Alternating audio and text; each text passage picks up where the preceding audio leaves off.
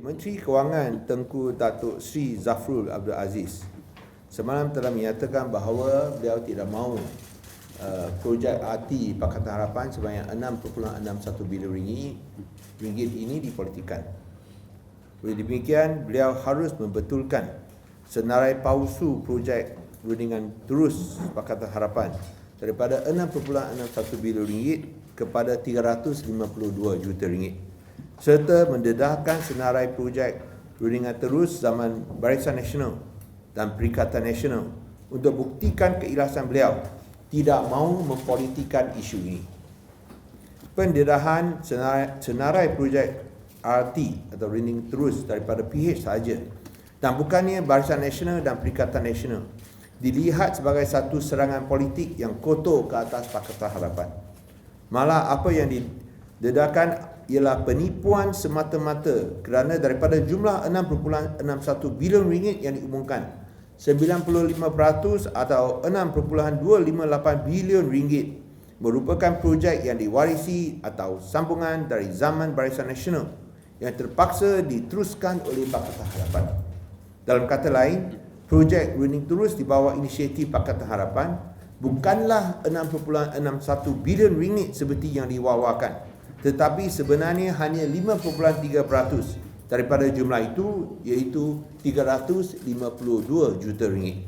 Ini ialah untuk sepanjang 22 bulan. Antara projek runding terus yang dimasukkan dalam akaun Pakatan Harapan yang masuk kira Pakatan Harapan ialah kos penyiaran Piala Dunia FIFA 2018 yang disiarkan secara langsung di RTM secara percuma, yang di mana kosnya adalah 29.9 juta ringgit. Saya rasa semua masih ingat masa Piala Dunia kita dapat tonton siaran secara langsung percuma di RTM. Ingat Okey. Kosnya 29.9 juta ringgit. Nah, ini tidak harus masuk dalam senarai projek runding terus Pakatan Harapan yang didedahkan oleh Tengku Zafrul. Mengapa? Kerana kos 29.9 juta ringgit ini ditaja oleh syarikat swasta iaitu AirAsia dan Maxis.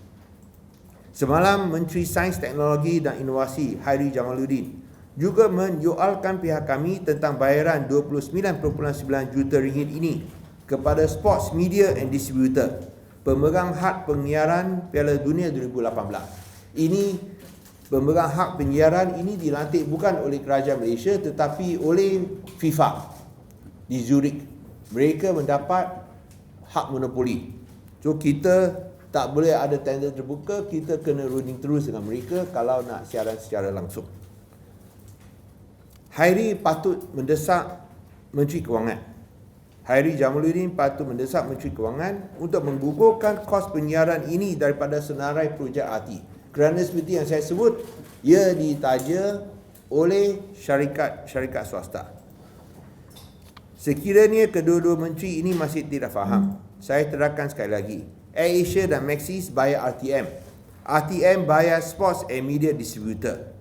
Menteri Komunikasi dan Multimedia ketika itu, yang bernama Gobind Singh Dio, telah mengumumkan juga bahawa tidak ada satu sen pun dibayar oleh pihak kerajaan kerana tajaan oleh pihak swasta.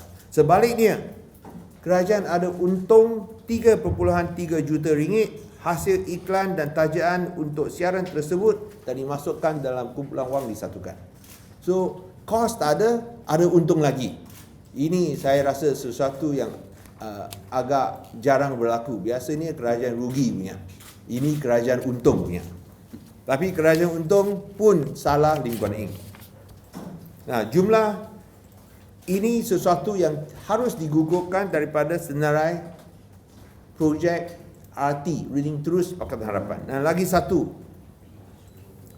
yang harus dikeluarkan ialah projek KVDT2, Cranberry Double Track 2, yang telah ditawarkan oleh Barisan Nasional kepada sebuah syarikat dengan harga 5.3 bilion ringgit secara rundingan terus.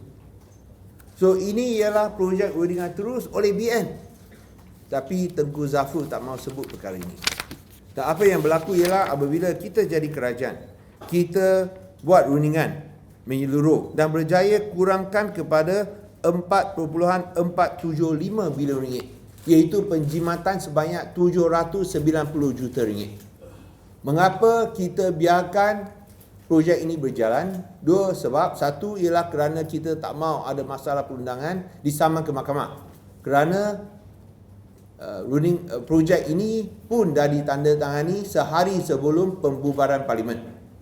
Contract signed one day before dissolution of Parliament oleh Barisan Nasional. Dan oleh sebab itu kita terpaksa untuk runding semula supaya kita elak masalah perundangan dan kita berjaya jimatkan kos sebanyak 790 juta ringgit. Satu lagi sebab ialah kerana salah satu daripada pemegang saham adalah LTAT. Kita pun nak pertahankan dan bela hak Lembaga Tabung Angkatan Tentera LTAT. So itu kita luluskan dengan penjimatan 790 juta ringgit. Menteri Kewangan tidak sebut tentang penjimatan 790 juta ringgit dan bahawa projek ini asalnya adalah projek rundingan terus zaman Barisan Nasional. Ini menunjukkan beliau memang hendak politikkan perkara ini dan dengan niat yang tidak baik.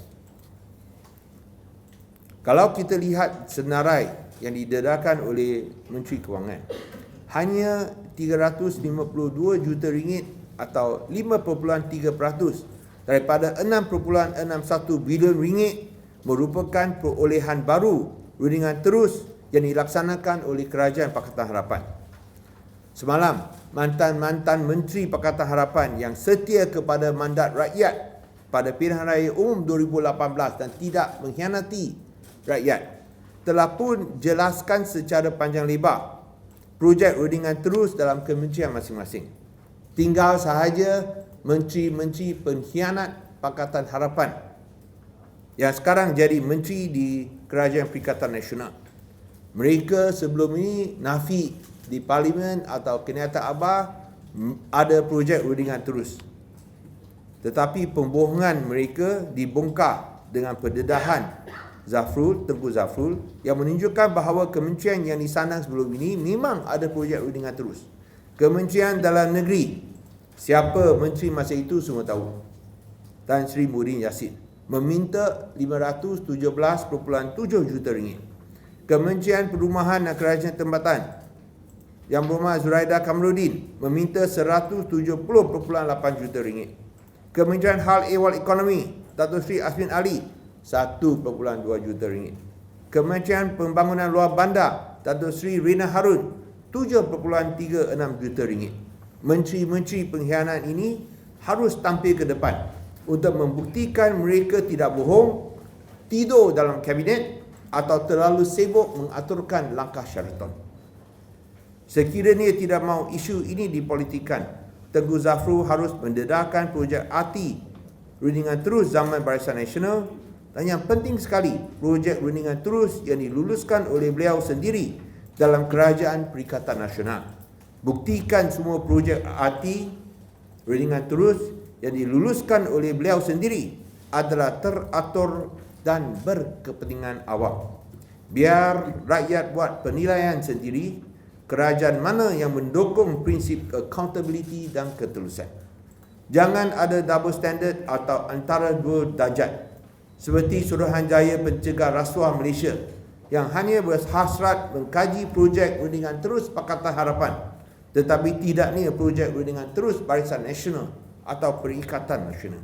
Biar fakta berbicara dengan sendirinya. Berani kerana benar. Amar makruf nahi mungkar. Terima kasih. Any questions?